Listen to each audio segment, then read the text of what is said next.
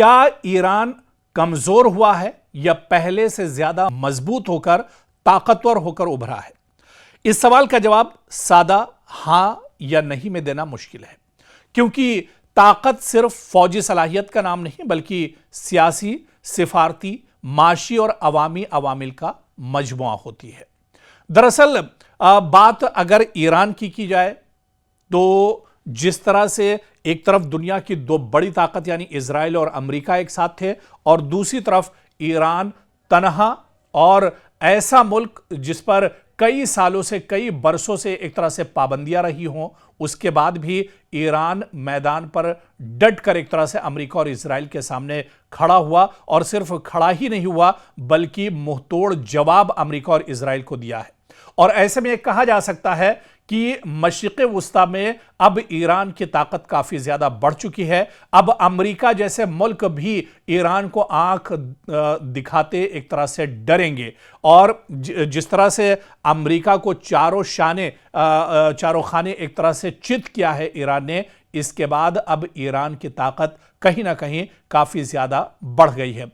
और इसी वजह से जो माहिरीन हैं और जो एक्सपर्ट हैं वो कहने पर मजबूर हैं कि अब ईरान दरअसल वो पहले वाला ईरान नहीं रहा बल्कि अब ईरान बदला हुआ ईरान है, नए जमाने का ईरान है। और ईरान की जो खासतौर से फौजी सलाहियत है उसमें काफी ज्यादा बदलाव इस जंग में देखने को मिला है। और यही वजह है, चाहे ड्रोन की बात की जाए, लेटेस्ट मिसाइल्स की बात की जाए या दूसरे फौजी असलहे की बात की जाए, ईरान अब उन सभी चीज़ों से एक तरह से लैस है। तो ऐसे में ईरान की ताकत काफ़ी ज़्यादा बढ़ी है। और मशरिक़ वुस्ता में अगर बात की जाए तो मशरिक़ वुस्ता में जो इस्लामी ममालिक हैं या जो अरब ममालिक हैं उनमें अगर कोई सबसे ताकतवर मुल्क है तो वो एक तरह से ईरान है। दरअसल ईरान का मजबूत होना, ईरान का ताकतवर होना ये इजराइल के लिए सबसे बड़ा झटका है, बेंयामिन नेतन्याहू के लिए सबसे बड़ा झटका है। और यही चीज़ दरअसल इजराइल को खटकती थी, यही चीज़ इजराइल को दरअसल परेशान करती थी कि ईरान को किस तरह से तोड़ा जाए, ईरान को किस तरह से ख़त्म किया जाए। क्योंकि मशरिक़ वुस्ता में अगर ग्रेटर इजराइल का जो ख्वाब इजराइल का है अगर उसे शर्मिंदा ताबीर करना है तो उसके लिए सबसे पहले मशरिक़ वुस्ता में ईरान को एक तरह से ख़त्म करना होगा। लेकिन अमेरिका और इजराइल जैसी ताकतें भी मिलकर ईरान को पसपा नहीं कर पाई, ईरान को नहीं हरा पाई, बल्कि इस जंग में आप देखिए कि अमेरिका जैसा सुपर पावर जो मुल्क है वो भी एक तरह से परेशान दिखा और आखिर में आकर एक तरह से ईरान के साथ उसे भी मुआहदा करना पड़ा, बातचीत की टेबल पर आना पड़ा। आपको याद होगा कि जब पहली बार ईरान पर हमला हुआ था, अमेरिका और इजराइल ने मुश्तरका तौर पर यह हमला किया था और उस पहले हमले में ही ईरान के supreme leader Ayatollah Ali Khamenei शहीद हो गए थे। उसके बाद आपको याद होगा कि ईरान ने बाकायदा वहाँ की जो लीडरशिप थी उसने यह ऐलान किया था कि इस जंग की शुरुआत तो इजराइल और अमेरिका ने की है लेकिन इसका खात्मा अब ईरान करेगा। यानी जब ईरान चाहेगा तभी यह जंग एक तरह से ख़त्म होगी और इसका खात्मा होगा। और आपने देखा फिर उसके बाद कई मरहले आए जिस तरह से ईरान ने पूरे मशरिक़ वुस्ता पर लगातार हमले किए। मशरिक़ वुस्ता में जहाँ पर अमेरिका की तंसीबात थी, अमेरिका का इंफ्रास्ट्रक्चर था, उसे बुरी तरह से ईरान ने नुकसान पहुँचाया।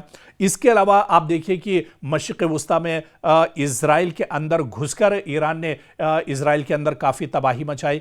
और इसके अलावा जो सबसे टर्निंग जो पॉइंट इस जंग का था वो अबनाए हुर्मुज़ को बंद करना, अबनाए हुर्मुज़ पर ईरान का पूरी तरह से काबिज होना, जिसकी वजह से ही एक तरह से अमेरिका को सरेंडर करना पड़ा।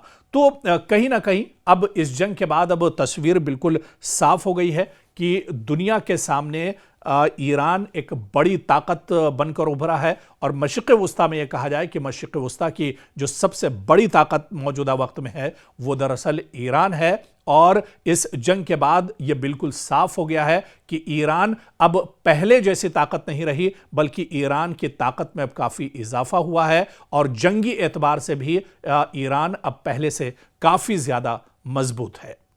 ईरान की सियासत में इस वक्त सबसे ज्यादा जेर बहस सवाल यही है कि अगर supreme leader Ayatollah Ali Khamenei की वफात या तदफीन का मरहला आता है तो क्या उनके साहबजादे मुश्तबा खामनेई जो इस वक्त ईरान के मौजूदा सुप्रीम लीडर हैं, क्या वो दुनिया के सामने नजर आ सकते हैं? आपको याद होगा कि जब मुश्तबा खामनेई ईरान के supreme leader Ayatollah Ali Khamenei की शहादत के बाद उन्हें ईरान का नया सुप्रीम लीडर बनाया गया था, उसके बाद से ही वो दुनिया के सामने एक तरह से नजर नहीं आए हैं। ना कभी मीडिया पर, ना कभी कैमरे पर, ना कभी टीवी पर उनकी कोई खबर दरअसल नहीं आई। हालांकि ये खबरें बीच बीच में गश्त करती रहीं कि वो उस हमले में जख्मी हो गए थे। जब ईरान के supreme leader Ayatollah Ali Khamenei शहीद हुए थे, वो भी इस हमले में जख्मी हुए थे। जख्मों को लेकर भी और उनकी हालत को लेकर भी कई तरह की जो खबरें थी, चेमेगोइयाँ थी, वो भी एक तरह से उस पर भी बात होती रही। और कुछ दिनों के बाद अमेरिका ने भी बाकायदा इस बारे में बताया था कि ईरान के सुप्रीम लीडर मुश्तबा खामनेई जिंदा हैं। हालांकि वो कुछ जख्मी हालत में ज़रूर हैं, लेकिन बाहयात हैं। अब सवाल ये उठता है, जब ईरान के supreme leader Ayatollah Ali Khamenei की तदफीन का ऐलान ईरान ने कर दिया है, बाकायदा आपको बता दें कि हिंदुस्तान के वज़ीर आज़म को और हिंदुस्तान की सरकार को भी, हिंदुस्तान के वज़ीर आज़म नरेंद्र मोदी को भी मदऊ किया गया है कि वो आखिरी जो तदफीन का पूरा ये जो अमल होगा उसके लिए हिंदुस्तान के वज़ीर आज़म को भी और दुनिया के दूसरे ममालिक के जो सरबराहान हैं उन्हें भी एक तरह से मदऊ किया गया है। खैर, जब अब तदफीन होने वाली है ईरान के supreme leader Ayatollah Ali Khamenei जो शहीद हुए थे, तो ऐसे में जो सबसे बड़ा सवाल है वो यही है कि क्या मुश्तबा खामनेई जो ईरान के मौजूदा सुप्रीम लीडर हैं, क्या वो दुनिया के सामने निकल कर आएंगे? क्या वो अब दुनिया के सामने एक तरह से अब जाहिर होंगे? ये सवाल दरअसल बहुत बड़ा है, क्योंकि यह सवाल इसलिए भी अहम है कि मुश्तबा खामनेई कई बरसों से ईरानी सियासत के सबसे पुरस्कार और बाअसर नामों में शुमार किए जाते हैं, लेकिन अवामी सतह पर उनकी मौजूदगी इंतहाई महदूद रही है। खासतौर से अमेरिका, इजराइल और ईरान के दरमियान जब जंग चल रही थी, उसके इस जंग के चलते भी वो एक तरह से रोपोश थे। अब दरअसल मुश्तबा खामनेई के बारे में अगर बात की जाए तो ईरान के supreme leader Ayatollah Ali Khamenei के दूसरे बेटे हैं। इनके बारे में तवील अरसे से कयास आराइयाँ भी होती रही हैं कि वो ईरानी इस्टेब्लिशमेंट, मजहबी हलकों और बाज़ ताकतवर इदारों में असर व रसूख रखते हैं।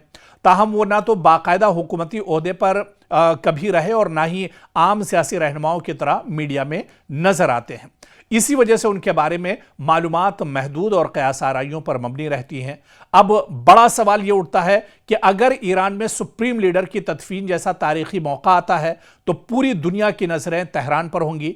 ऐसे मौके पर कई अहम सवाल भी उठते हैं कि क्या जनाजे और तदफीन की आखिर क़यादत कौन करेगा? अगर मुश्तबा खामनेई सामने नहीं आते हैं तो फिर ईरान के supreme leader Ayatollah Ali Khamenei का जो जनाजा होगा और उनकी जो तदफीन होगी, इसकी क़यादत कौन करेगा? ईरानी इस्टेब्लिशमेंट किस शख्सियत को नुमाया करती है? मीडिया किस चेहरे पर ज़्यादा फोकस करता है? क्या मुश्तबा खामनेई नुमाया किरदार अदा करते नज़र आएंगे? अगर वो मरकज़ी हैसियत में नज़र आते हैं तो इसे ईरान के मुस्तकबिल की क़यादत के हवाले से एक अहम इशारा दरअसल समझा जा सकता है, क्योंकि जब से जंग चल रही थी और अब जंग एक तरह से थम गई है, अब ईरान और अमेरिका के दरमियान मुआहिदों का दौर चल रहा है, बातचीत का दौर चल रहा है। और ऐसे में क्या ईरान के मौजूदा सुप्रीम लीडर मुश्तबा खामनेई वाकई में दुनिया के सामने आ सकते हैं? क्योंकि ईरान के सुप्रीम लीडर, साबिक supreme leader Ayatollah Ali Khamenei की शहादत और उनकी तदफीन का जो मौका होगा, ये बहुत बड़ा मौका होगा। और ईरान ने बाकायदा उसी वक्त ऐलान किया था कि जब ये जंग थमेगी उस वक्त ईरान के supreme leader Ayatollah Ali Khamenei की तदफीन की जाएगी। जंग थम चुकी है, अमेरिका के साथ बातचीत का दौर चल रहा है, मुआहिदे एक तरह से हो रहे हैं और उस पर दस्तखत किए जा रहे हैं। तो ऐसे में क्या अब जब तदफीन होगी ईरान के supreme leader Ayatollah Ali Khamenei की, क्या वाकई में मुश्तबा खामनेई अब दुनिया के सामने निकल कर आएंगे? ये सवाल बहुत अहम है। और आने वाले दिनों में जब ये पूरा अमल होगा, तदफीन होगी, जनाजा उठेगा, उस वक्त क्या सुप्रीम लीडर मुश्तबा खामनेई दुनिया के सामने आ सकते हैं? ये देखना भी बहुत अहम होगा।